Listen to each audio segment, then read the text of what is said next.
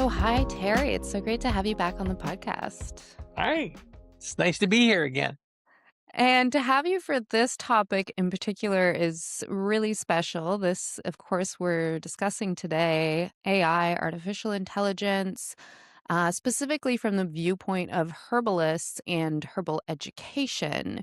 Now, we've had sort of more mainstream access to these tools just for a couple of years now, and it's really interesting to see how this is affecting all kinds of different industries and jobs, but specifically from an education standpoint and for herbalists who are, working with the earth, working with a lot of natural ingredients, components, and learning about the natural world. I am curious about in your experience, Terry, what have you seen so far with how AI can support herbalists in their day-to-day work or Well, studies? I'd really have to say it's everyone has their own flavor in this kind of thing. Some people basically feel if you get into AI, you're making a pact with the devil. Some people think it's a god in itself. Well, it's neither. You have to be somewhere in between the whole place. But it really depends on where the individual is philosophically and emotionally and where they are in their learning path, how much AI should be used or not. You'll hear me repeating this over and over again, but AI is just a tool. That's all it is. It's a resource. It's not a cut and paste phenomena. And it depends what you're trying to do. If you're using AI to go, what would be the best store in my city to be able to find such and such? That's completely different than if you're trying to actually find a health issue for an individual patient and how you'd work with that. Obviously, when you're talking about other people's health, and especially their life sometime, the information has to be very critical. It doesn't really fit into that model yet. But AI is changing so fast that it's kind of hard to know where it's going to go, even by time a person listens to this, what we're going to actually have.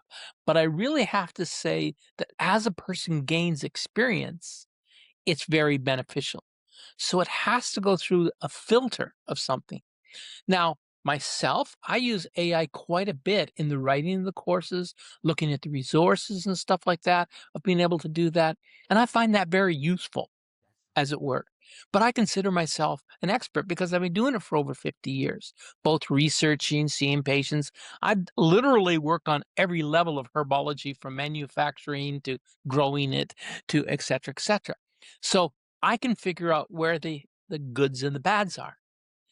A neophyte would really be best to be, lack of better words, getting their information from an expert who might have used the AI. But that doesn't mean that AI can't help them be an expert. Because the way I see AI is it's like a perpetual student that's got ADHD and is all over the spectrum. And at the same time, it wants to please. So it's always going to give you an answer. That doesn't mean the answer is going to be right. So you have to be discerning enough to know if that's what you want to learn. It can help you become an expert. But the actual factor is the more you question the AI, you get to learn more and you know where there's gaps in your own learning. Information comes up, you should at least check it with 1 to 5 other sources to make sure it's useful. It's just one more resource, and it's a very useful resource. As a content provider and as a researcher, I find it extremely beneficial. As a student, it's a whole different thing. You'd be using different AIs than I'm using as a student would be, note taking, whatever the case may be. Um, but let's get into a little bit more specifics as we go along to find out what kind of questions you have set out for the people that you've had feedback from. Yeah, so it is interesting to think about the different applications and where we are in our studies or practice, how to use those things. It kind of actually reminds me too of when the plant identification apps started becoming more popular, and this was something as I was teaching plant walks, I said to people, "This is a great tool as your first step towards identification, but you still need to check your books. You need to understand the plants. We cannot be trusting that these apps are always accurate." Absolutely, but it helps a person figure out where to open the book. "Oh, no, Totally. that's It's not an it." "Well, you incredible just tool. learned something. Okay, it's a yellow flower. It doesn't mean it's cinquefoil." You know, Yeah. it might be something completely different. You also gotta learn where your geographical location is. I mean, Demiana is not growing in Southern Alberta. No, it's only in Mexico. So, but all of that is a process of helping the individual student become an expert. So it's very good at giving some information. There's nothing wrong with using AIs against each other either. In fact, I would never rely on one AI. I use a lot of various ones that I use for different purposes. One is, where do I find this somewhere? Or what's the best route to go to this? Or how do I write this paragraph better? They're all going to be different types of AIs. Mhm. Yeah, that's an interesting thing too to put them against each other.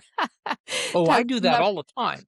I think that yeah, you're really shining the light too on the importance of remembering our own critical eye is, at this point, and we should probably consider it to usually be superior than the machines. No, For it's You not. don't think so? We have a critical eye, and it's our point of view. And yes, we should stick with that. We want to present our own personality to the world, and we want to learn the personality of the plants and the individual that we're trying to work with. Absolutely. Those are really important. But it's smarter and faster being able to get information. It's just you have to decide if the information is applicable to you and the situation you're in. Mhm. Meaning that if I'm looking up, well, lately I've been revising Western Materia Medica, and I can use some AI sources that's going to find absolutely every paper, even if it's only written last week, and I haven't had a chance to do it. It's going to be on my dashboard within a minute or so. And for that, I'm using Notebook LM from Google.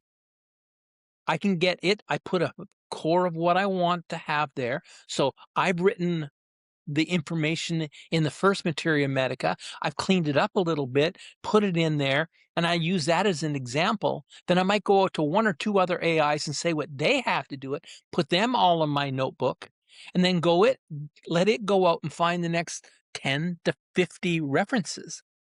And they'll pick up papers that I didn't even know existed because it was just written in South Africa or whatever the case may be. So even though I've just written it, I found we're right here, April Fool's Day on on the 26th in 2026, and I've already got tons of references from 2026 in there, which there's no way I can physically do. So that's Mhm. great, but I can't just trust on that. I have to see how it works with the other literature, because the whole idea of academia is it's a ongoing conversation different academics might come up with different ideas, different theories, and they have to be batted around each other. But let's look at our real purpose here. For a student, the purpose is to learn it. You don't learn it by just reading it. You have to experience it. So if you go out and use that plant identification thing and it's wrong, you've actually created some experience about that. Memory does not look at just rereading things. That's a faulty mechanism. But if you question something, now you take it out of memory and put it into working memory, and that creates work. And that therefore we learn it way better. So lots of times looking at it from different angles, you get to learn better. So in this context, the idea is to help you learn. When it's a person's health issues, you have to be able to juggle a whole bunch of symptoms and stuff in a matrix, and that might help you find out something. Then you go and learn more about that subject to find out if it suits the personality of the person in front of you, or however. So those are two quite different situations. Mhm. Yeah, definitely as a student versus as more of a practitioner, you're going to be using those tools very differently. And I appreciate what you said about needing that experience, and that's part of all learning, I would say. But of course, with herbalism, it's very much about relationship with these plants and developing that. So there are limitations to those tools, just as there are from trying to learn everything just from a book, right? Reading. You Absolutely. still, So yeah. AI is very good at seeing patterns, but you have to decide if that pattern fits into your pattern of the world and how that works. So, for example, as I just mentioned, I use Notebook LM quite a bit, but a student might want to use the Google Labs the way um, sorry, Learn Your Way, it's called. And it's a student version of that same thing. So it helps you as you're learning and putting notes together, it'll help draw quizzes out to put in and quiz various things so you can do it your own way. It's kind of a stripped down version of the Notebook LM, and sometimes you can both use them both together, but it really helps a person organize their own work better. And they can put little side notes and annotations and stuff like that. So you might be using the same kind of format, but going into it from a different direction. Mhm. Yeah, and that's an interesting thing. I think one of the big criticisms or concerns right now when it comes to education and AI is the capacity to use those tools to avoid the student doing the work, really, or learning. So, is that something, I guess, as educational institutions are going to have to adapt to new ways of um, creating assignments, creating work for our students, or what do you see in that? Well, that's a very interesting story, how that really come along. So soon as they found out that um, when they started putting courses online, the big institutions like Harvard and Cambridge, all these various things, they started realizing that 50 to 60% of the people were cheating in the various things. They were just cutting and pasting stuff like that. Then they had a task force to find out about that, and they realized 50 to 60% of the people were cheating anyway. They just didn't know it. They just had a digitalized thing to do it. So we have to realize that the human nature is going to do that. So we have to throw the whole thing back on the lap of the student, and it's the way you learn. What do you want to learn? Do you just want to get a piece of paper you can hang up, or do you actually really want to learn this stuff? Yes, it seems unfair for a person to have a practical herbalist diploma where they just cut and paste all the way along, but that knowledge is not going to get much traction in the marketplace. It's not going to get much traction if you can't really come up with the real information when it's needed. So we can let the world's commerce and or the public work that out. If you want to become a long-term herbalist, that's the way you need to do it. You need to make mistakes to be able to get it good. So you need to be able to do that. So who cares? And that's why we have at Wild Rose College almost all of our tests are open book. Because really part of learning is where to find the information. Mhm. Yeah, now you got a vocabulary that you're using. So really what we're doing is we're trying to teach vocabulary. We're trying to create some patterns, some understanding. So when a person has such and such in front of it, maybe a plant, they want to identify how they can identify it, what resources they can use. May it be just take a picture in Google and say, what is this? Or do they buy one of the official plant identification things? Or the same will go with health conditions or whatever. But again, they're only kinda not very mature, very good at seeing patterns and getting data, but that doesn't mean it's gonna fit into your world space and your view space. Mhm. Yeah, that's really interesting too, because I know one of the big concerns is people saying, oh, well, we could be, what if people start using AI sort of just to give them the answers? And I like that you also pointed out, though, in all kinds of different learning places outside of herbalism, outside of, holistic health, outside of that, people are kind of doing something like that already. Like people are Absolutely. already sort of cheating. It's It's part of human everywhere. nature. Yeah. Yeah, I think that's an important thing to remember, and I like to say that to, people I meet. I said, "Sure, we get there's a bit of a, uh, concern, of course, in the holistic health field of so-called grifters, snake oil salesmen, but they exist everywhere. In every industry you find Absolutely, them, and they right?" always have in the health area for a long period of time. But really what it comes down to is what kind of herbalist do you wanna be? What kind of practitioner do you wanna or do you wanna become a practitioner? Do you wanna be a salesperson? What do you want out of it? And it will deliver it back. But again, AI is there to try to, what should I say? It just wants to please you. It's like a puppy dog. It's gonna wag its tail and give you some information.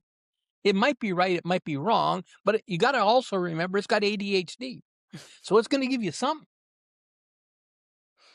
So, Terry, I'm curious too, because I know there has been some concerns about from health professionals about some of the cognitive impacts on us as humans through using these tools or over reliance on these tools. So, is that something that concerns you about our own cognitive capacity being affected? Absolutely. Absolutely. There's no question. Well, I think the studies in this has been very clear. There's been a lot of sociological studies on that. And I use AI very heavily on a daily basis. That's why I have to purposely take breaks. And I happen to live in a rainforest, so I go for forest walking. So I have to let's go back to the ADHD model. One of the reasons ADHD functions like this is they have a situation where they can get a lot of information really fast, but they use up the resources and need some downtime for the resources to be able to build up. That's basically why there is gaps in the learning and the spacing out of ADHD. Well, that's on steroids when you're using AI. You're using a whole bunch of resources really fast, and it kind of drains you. I mean, I almost sometimes after be doing a session of researching and stuff like that, I feel like I almost have an information hangover because so much things are coming and new things are coming to me. I need to take breaks. I have to purposely put them into my schedule to be able to do that. So you got to realize that even though it can get you an awful lot of information fast, we're not just looking for information. We're looking at how we can use that in a knowledge network to create a pattern because all information is not equal. It's that simple. I mean, if it's a scientific study, it might give more warrant than someone saying, I went and saw this person and they did such and such and this helped. It's good to have practitioners' opinions. Absolutely. But you can't just rely on one person's bias and what they say. You want to look at the studies too. That doesn't mean we throw the folklore out with the scientific because the folklore is really dressing some of the personality. But right now, we're going through a huge revolution. I can say even between 2000, well, just 2000 and now, huge numbers of plants have changed their names. All kinds of mechanisms that I was teaching back in 2001 have actually been proven to be another mechanism now. And so we have to grow with the subject. We have to be willing to learn, not be bigoted. I've been doing this for over 50 years now, and some of the ideas have changed along the line. It was kind of like at one point in time is I noticed that the active ingredient in valerian changed 6 times over a period of time. So I go, will a real active constituent please stand up and show your face, and you realize, no, it's an entourage effect. They all contribute to a certain degree to create a pattern, and you have to find someone who has a pattern that will suit into. And that's really what we're trying. Well, AI is the same thing, but it can certainly drain your resources. You can't rely on it exclusively, or your cognitive capability will really go down Mhm. again. It's just like reading a really good book on a subject. You might use it as a primary resource, but it's just one resource. You also have to go out and Well, in my case, talk to the plant if it's around me because I like to communicate with the plant. I think the plant can give me more information than a scientific study, but I can literally ask the plant what it is. Does this make sense? Or what does my clinical experience say at that? Mhm. Yeah, I think that's an important part too, is to not lose that relationship aspect of how we learn from plants directly, and that's a very well understood that the way that we have interacted with and learned from plants over many, many years. It's much more recent, from what I understand, to have so much of this knowledge about plants even be written in books. A lot of these were oral traditions that were passed down, learned from direct experience with a And plant or mislearned. practitioner, and Mr. Sure. So we're even just like these books are even kind of a newer technology, really, if you think about the way we've been learning plants, and now we've got AI coming in, which is just expediting all of this. I guess that's one of the things that's a little concerning too. Do you think that with this advancements in AI, with this access to the written word, that may get in the way of or discourage people from actually having those experiences and developing that intuitive part of herbalism? It absolutely could. It absolutely could. There's been many discussions I've had with senior herbalists in conferences all over the world where we would debate how something would work over and over and over again at different conferences. I remember being at one of the first international Kava conferences in Hawaii of all places. Oh geez, it was so tough to go to that conference. But different people had different opinions of how the Kava lactones worked in the body and how they were presenting. By talking those things over for a period of time and understanding that helps you again find new nuances. Just like um, some of my first teachers were First Nation people here, and they did teach me how to communicate with the plants, and that became a very big part. I already had an innate capability of doing that. I've been doing it since a little kid. They just encouraged me to push it. So I can always do that. But it doesn't mean the plant doesn't fib sometimes too. I mean, it tries to feed into the story that you already know. So you have to be able to be bouncing these things around Mhm. and be open for things changing. That is also an important perspective to keep as we move forward in this, rapidly developing, technologically developing world, that things are just changing, yeah, at incredibly rapid pace. And I really appreciate what you said in the beginning when you pointed out how some people look at AI as being the devil, and some people look at it being as this sort of almost savior bait, but it's not, it's neither of those. It's just another source. Yeah. It reminds me, um, in clinical practice, I've been in clinical practice for about 20 years, and a whole bunch of energetic machines came out in the Vega line where you could hook a person up to the machine, you could find out all kinds of things. So I got about 5 of these machines in my clinic and started using them. And it was extremely accurate. Our office manager, we put her through the screening, we did all kinds of things, the testing, and it actually told us that her health problems were related to she had 2 X's and a Y in her chromosome system. So she was a anomaly, as it were, XXY. So literally we paid for him to get a DNA test to find out, and it was right. Fantastic. Okay. So we found out all kinds of the information about people these machines would have. But we found out sometimes it put us in the wrong direction. It didn't take long for us to do. We had it, I think, on a 90-day thing, uh, plan to be able to see if we wanted to implement it into our clinic because it was quite a bit of money involved. And about the 60th day, we sent it all back because what we realized, these machines were leading us away from having a relationship with it. Mm. And during that same period of time, one of the reasons I was doing it, another clinic in this was in Calgary, Alberta, another clinic in Vancouver, which I had, the clinic beside us was using this machine to be able to test allergies and stuff like that through the machines. And one of the person who was doing it also had to be a student of ours. and she got sick for a week, and the naturopathic clinic almost had to shut down because they didn't have the person who was testing everything. So it really put a wrench in the thing. So it was actually everyone was depending on them, just like they depend medical doctors depend on lab techs. And if the lab techs are gone, they couldn't do it. So we realized in our clinical situation, it was actually standing between us and the patient. Soon as we saw something that stood between us and the patient, or us and learning and stuff like that, even though it might be really smart, it's not giving me the tools that I want to do. I want to fine tune my own practitioner tools to Mhm. be able to work with it. You need to have that kind of balance with each other.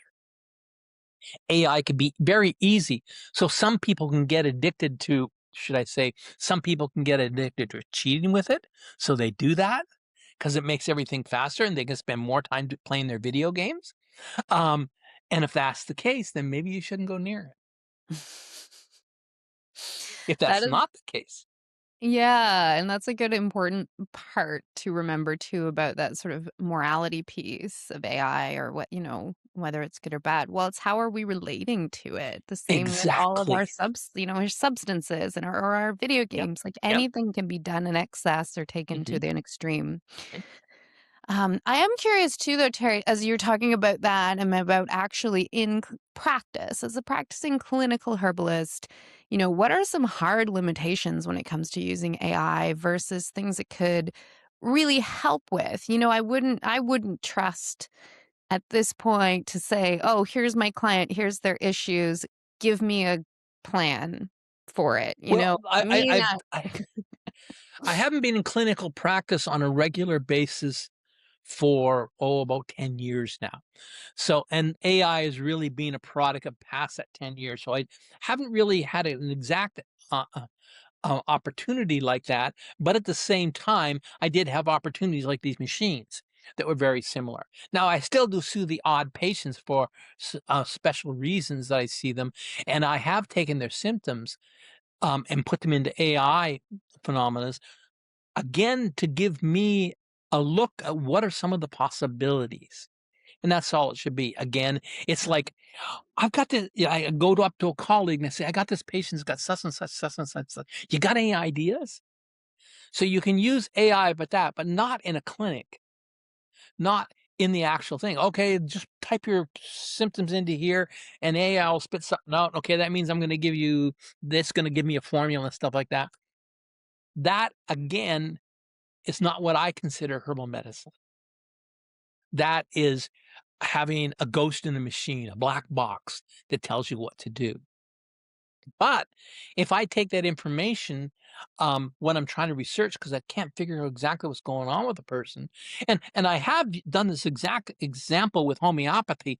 Homeopathy is so specific with things.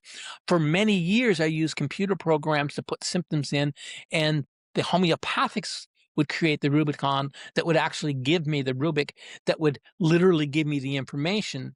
But I still had to go back to the masters and say, does that fit this person? AI is very useful in that capability for being able to do it. So it shouldn't work on your day-to-day basis. It should work on your outliers, just like with the plant identification. After you are completely sure of what the plant is, you don't need to look at Google search or anything else to find that out. You've got that down.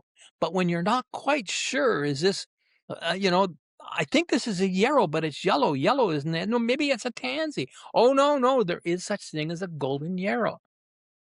But that gives you a new piece of information. And now this becomes very important if you're using flower essence because a golden yarrow and a white yarrow and a pink yarrow all have slightly different uses. They're all shielding emotionally, physically, and mentally, but they work on different spheres of influence. The pink yarrow is you can open up your heart, it's heart energy, but be completely shielded. The yellow yarrow is a personality of working with your social and mental aspect. And the white yarrow is like putting white light around you in that kind of protection. And it gives you different nuances, but it's quite different than what tansy's going to do, which shows up in the world fairly similar. to a yellow yarrow. Yeah, that's really interesting. That kind of brings me to another question I was wanting to put forward here, Terry, and that has to do with, speaking of homeopathics and flower essences, of course, they're working on a very energetic level. Now, of course, Mhm. other herbs do as well, but those modalities are particularly known for being very energetic, more of the our unseen world. And I guess the question is like, how do we integrate AI into that other world, the other more than human world, the interdimensionals? Like, can AI understand that? Yes. Okay. Absolutely. I've had the same question myself, and again, while I've been going through the, rewriting of Western Materia Medica for the 5th time maybe now, that I've done that, I'm really trying to make sure that I have homeopathic and flower essence representations for all the plants that I just might have biochemical or constituent things, to actually show the different parts of the personality of each plant. And it's been very beneficial in this nature to be able to come up with those. And we find out that there might be a tale in 3000 BC that actually showed us that personality. You can find out. So it doesn't understand, but it can go out and get resources and bring them forward. So a lot of people saying, well, it's going to be conscious any day. No, you have to have emotions to be conscious. You have to have a body to become conscious. So we're not really the whole concept of singularity that people are worried about. There's a possibility that's going to happen sooner or later. I don't begrudge that, but I'm saying that it's not going to be the same singularity that I'm looking for, because you have to have more than just being a number crunching machine. And basically, even though it gives looks at having a personality, and it sings, it's spooky how good it gets. It's just crunching data.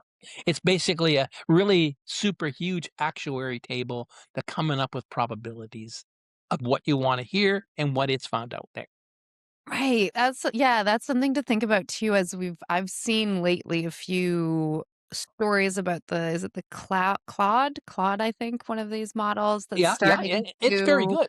and it's starting to like hide things or not they're saying it's showing signs of consciousness, but it's hard to, uh considering we don't fully understand what that even means, and a lot of the more modern conventional ideas of what that is aren't really aligned with a more holistic perspective to begin with. I find it hard to, you know, believe exactly what they're saying, but they are saying that this model is starting to defy its, the programmers. It's starting to do its own, make its own decisions when it's not supposed to be able to. And they're equating that, I guess, with a type of consciousness. Do you have any thoughts on I have that? all kinds of thoughts on that. Uh, and one of the first things we've got to realize is a lot of this news is being coming out to us from their competitors that are trying to put them down. So I've never was ever happy with ChatGPT. It did never work for me. But Claude, I like Gemini. Gemini, 3 point whatever it is these days, it hallucinates a little bit, but it's very creative in its hallucinations and stuff like that, so it's very useful.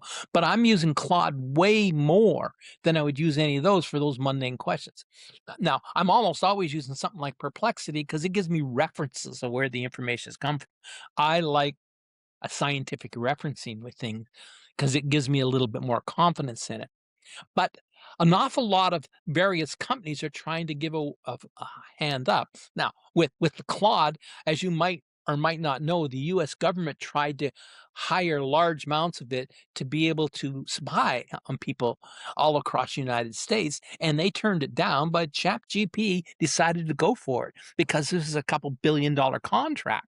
Well, that showed me not necessarily the personality of the thing, but it showed me the personality of the corporation that works with it. So I never was interested in ChatGPT. It just doesn't work for me. but Claude works a little bit better for me. That doesn't mean it's not gonna change. When I first started getting into this, I was using Jarvis, which turned into Jasper, and it was doing all kinds of things. Then it went down a whole marketing thing that now the information is just on marketing. That doesn't work for me. That's not what I'm interested in. I'm not trying to build a marketing platform out of this.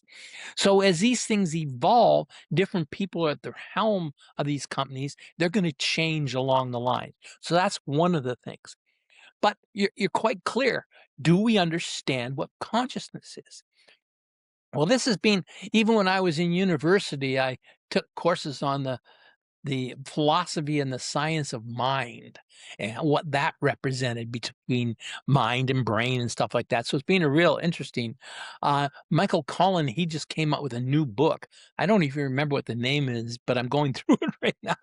But his latest book is on what consciousness is, and it's a very very good look at various aspects of how consciousness. And he's written all kinds of books. He's definitely a plant guy. He's very much most of his books have been on plants and stuff like that. He's very definitely into psychedelics because he's done some books on that. So and he's also a very, very good writer. There's no question. I mean, he used to work for the New Yorker. So he's a good writer and putting it through his, should I say, philosophical, well-educated mind to get information out is very useful to understand what consciousness is to a degree. But be an aside on that, I don't see that AI is anywhere near being conscious.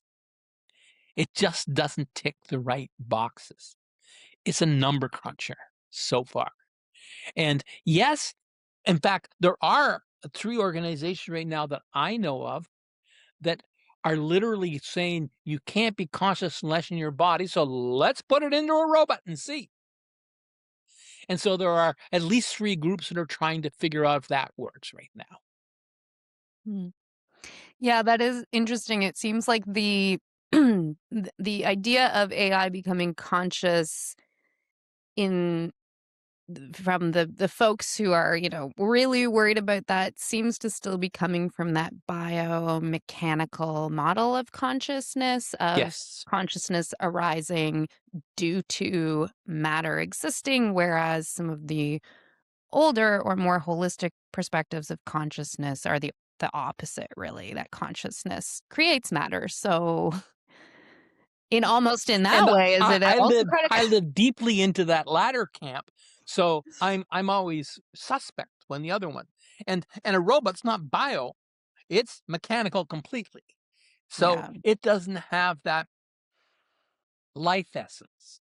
Yeah. I don't know now, if quantum computing is on board, is that gonna change it? Are you gonna be able to get some information and some life essence through quantum computing? I haven't got a clue, but it's an interesting concept to say the least. Can you tell us a little more about what quantum computing Well, is? what it's doing is um, running through tremendously huge bits of information on the quantum level, and so consciousness and stuff like that is in the quantum level, and it would take, well, an average problem that might take, 5 or 6,000 years to 1 billion years to solve, it can solve in 30 seconds. So it's working in qubits instead of zeros and ones, zeros and one. And because it's doing that, it can actually partly change reality as it's working. Now, quantum computer, they're very, very expensive to own right now, but they're starting to make a few on chips that are getting to the point where a medium size to a large corporation could own their own quantum computer. Hmm. We're nowhere near, but, when I started off, the first computer I bought, it was an Apple II, and it had a serial number of 49, which is I wish I had saved it instead of giving it to my nephew and him destroying it because it would be worth some money now. But anyway, the long and the short of it is back then, they couldn't even believe that a person could own their own word processor back then, Right. and that was in the early '70s. Yes, things have changed so fast. AI was Yes. still, even when I was a child, it was something we saw in science fiction movies still. It was like maybe we'll get there, but, yeah, it was still a bit of a dream, so it's pretty wild to see that. I am curious about you did mention, corporations may soon be able to own their own quantum computers, and as we know, there's a lot of criticism around modern day corporations. There are a lot of problems within our economic structures and with the power and control that some of these companies have with their, again, you mentioned, they're having contracts with the government to like spy on people and maybe are now getting involved in wars. What are some of those ethical things? How do we reconcile with these tools being incredible tools, but also them being under control of, some people Well, we the might short not? and easy answer for this is not on my watch, meaning that I don't have influence at that level, so why worry about it?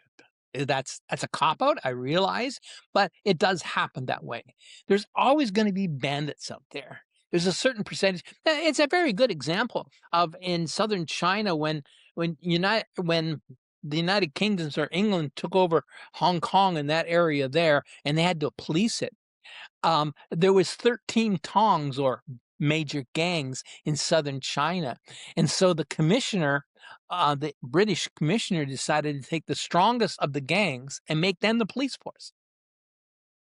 I mean, basically, police are just a stronger gang that's more organized and a legal gang. They're the only ones in Hong Kong that could deal with prostitution and gambling and all that kind of stuff. And because of it, it was one of the safest places in the world to be because everyone was scared of the police. And that's literally how our system works anyway. The army is no different. How many times has armies taken over a government in history? Well, Mhm. quite a bit in the last 40 years, that's for sure. I mean, we used to live in a democracy. I think we live in a post-truth era. And right now, only 20% of the countries in the world are democratic. That's really come down since the 20 or 2000, as it were. So that's changing. So that's just the world. All we can do is, in no way, shape, or form, support them. Try not to give them our money. Try not to do those various things. And that's just the same as being paranoid of ultra processed foods. Yeah, we just don't eat ultra processed foods because it's going to be bad for my health and maybe bad for my soul. Who can say? So I know I'm not going to be away from it completely. I'm a human. And by the way, the reason they're so popular because they taste damn good. And they really get that itch and scratch it for a little bit at time. So every once in a while we do that, and then I do some detoxes. Oh my God, I have my rosary beads out. But the whole point and thing is we try to use as little and support that as little as possible, and try not to give it too much lip service. But we can't spend all of our energy worrying about that. Just like if we spend all our energy using AI, we'll be burnt out and we can't do it. So we have to balance that with forest walking or whatever the case may be that fits into maybe it's doing yoga or tai chi or whatever fits into a person's individual life to be able to balance it out on the other side. There's going to be corporations like that. Sooner or later, some of them are imploding. Sooner or later, the corruption brings them down. I mean, right now, the president of the United States is Trump. You can't say he's the most benevolent person on the planet. He has his problems too. No, I did not say this officially because I do want to go into the United States sometime in the future, probably. But the long and the short of it, here's an example in front of us. We have to decide how we want to work with it. Mhm. So it's an individual by individual thing. Yes, there's countries around the world that are polluting like crazy and doing all kinds of things for their own personal greed. Mhm. And Yeah, I'm I going to say really they're going to reap their own karma. I don't want to be part of that karma. Even if I'm thinking about it or battling against it, I'm part of that karma system. Yeah. I appreciate that perspective. I think it's a really challenging thing when you are someone who cares a lot about our environment, about our communities, about people, about justice to see some of the real systemic imbalances in the world and then reconcile with, well, I still have to live in the world and be a human and I have to use these tools and I have to buy from these companies. That can be a challenging thing for people. So I appreciate that reminder too that, we are people. We're all here. I don't think, completely dropping out of society is an option for most people, nor is it Nope, not. desirable for most people. We Yeah. want to be a part of the world, most of us. But that's why I live on Vancouver Island in an off-grid building. I produce all my own electricity, my own sewage, my own water, et cetera here, because I've decided to take some of my resources and put it towards that way so we can grow really a lot of our food. We got enough acreage around us as a buffer zone, et cetera, et cetera. So we're looking at the what if story, but we don't dwell on the what if story because we've got enough what ifs already covered. They don't have to worry about it. I don't have to worry if a storm knocked over electrical pole or something like that because I produce my own electricity, et Hmm. cetera, et cetera. Not all of the year. Yes, I have a little bit of trouble in late December and January. I have to buy off the grid. Oh my goodness gracious. But the rest of the year, I don't support it. In fact, I support the grid and I send electricity to them and hopefully I get it back. But I also have my backup batteries just in case. So, yeah, I guess that's another concern with AI actually is the amount of water and electricity that it's using and that being detrimental to our environments and ecology. What are your thoughts and takes on that? Well, it's going to happen, but it's the world is always going that way that some companies are going to use more resources. Now, what we can do is support companies that are trying to get around that. A lot of people don't like Apple because they do various things, but they're trying to be as energy efficient as possible. They're one of the most energy efficient organizations on the planet for what they do. So I would rather support their level than some other computer company that's not doing that. Now, yes, I realize really an awful lot of it's marketing. But Elon Musk right now is talking about having most of his AI processors in space. So you don't have to worry about the cooling and stuff like that. Geez, I wonder how many resources it takes to put 1,000 AI units up into space. That is an ecological footprint if I've ever seen one. But once it's been done, they're not using a lot of water and a lot of oxygen at that point in time. I don't know if anyone's done the balance sheet on figuring out how that's gonna thing. There's various people that have so much resources around that they're gonna do these kinds of things. They're gonna have these pipe dreams, and they've created the bank account, the mountain of resources to be able to do it. And there's nothing we can do about it at my level anyway. But I can be comfortable with what I'm doing. Hmm. I'm using a lot of electrical. Look, I think of all the computers I have around me right now running AI. But I do know, even though it's a rainy day, I'm producing my own electricity Hmm. Yeah. and run. Yeah, it's a lot it's a lot to think of in this very interconnected world with a lot of things happening that aren't really the way I'd like to see them being done. It can be really hard to stay in a sort of balanced and forward-thinking, optimistic perspective, but there is one thing that we can say is we do just keep coming up with new ideas and new things, and hopefully those things will start to be a little more aligned with, supporting the earth and not using up all the resources, really. Yeah, we're learning in all kinds of new ways to create plastics and stuff like that that will actually fall apart. Yes, it might be taking some corn out of the things, but we can have certain types of corn that will be able to make these things, and certain plants and various other things that will be able to do that. Um, so it actually creates innovation. Hmm. But when those companies become so big producing Coca-Cola bottles, it'll fall apart. What are they going to do with the money? I mean, yeah, and on that note, is AI really isn't that a tool to progress our innovation? I think Absolutely.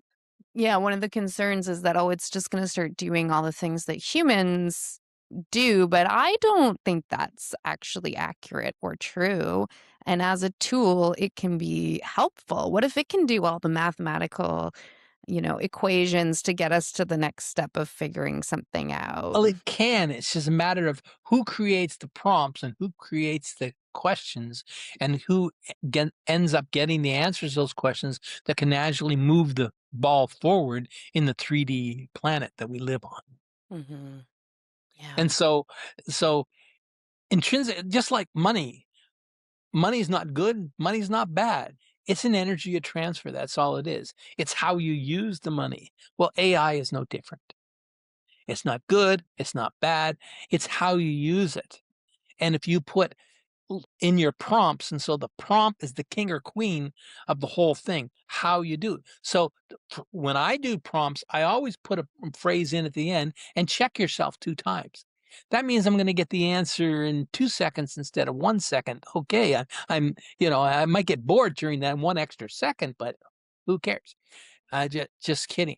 But you can also put in things and look for the most green solution, or which is the most benefit to the largest number of people. You can put those things, those kind of things in your prompts. So you can create greenish type prompts or ecological type prompts when you're asking questions. I think I might start putting in something like, and give me the answer that will create the greatest ripples of love in the world or something like that. Why not? If, Yeah. if that's the platform a person wants to stand on, they should do it. They should stand Yeah. on it in AI too. Yeah. That's fun. Well, Terry, before I let you go here, I just wanted to ask if do you have any like thoughts about the future and visions? Like where are we headed with all of this technology? Well, I really do think that AI is going to get more and more popular, but I think sooner or later its bubble's going to burst too. On a financial level, for sure, it's going to do. There's all kinds of people losing their jobs and stuff like that, which is really sad because it can do a lot of paper pen pushing that other things are not doing anymore. And yes, I'm a writer, I'm a researcher and stuff like that. It can easily take over my job, but I can do it as an expert in the field to be able to filter it through. So that's one of the reasons I like that option. So I do think it's going to get bigger, and then all of a sudden it's going to get distrusted and it's going to fall down. A lot of people are going to lose their jobs over the next little while, I would think. I mean, all the big companies are firing like crazy. Why? Because they want to have bigger data centers.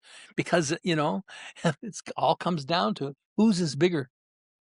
You know, is yours bigger than mine? Is mine bigger than yours? And it's coming down to an awful lot of the places. I just need more data. I just need more space to be able to do this.